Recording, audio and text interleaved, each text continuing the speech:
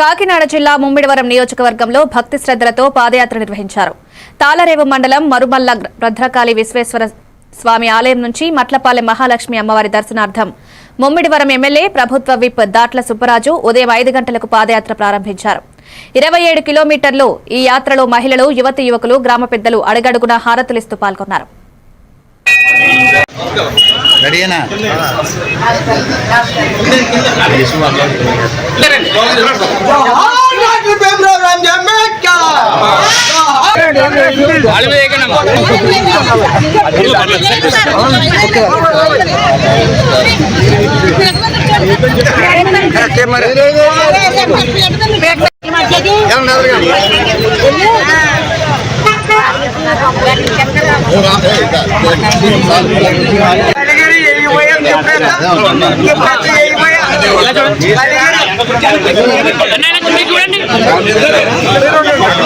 మిత్రులందరికీ నమస్కారం.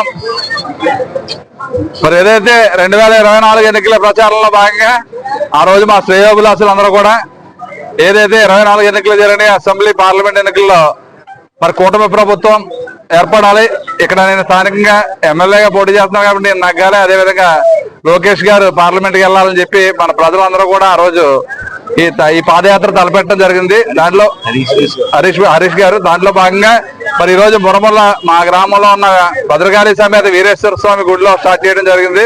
మరి ఇప్పుడు తాళరేవు వరకు, సీతారాంపురం వరకు వచ్చాం.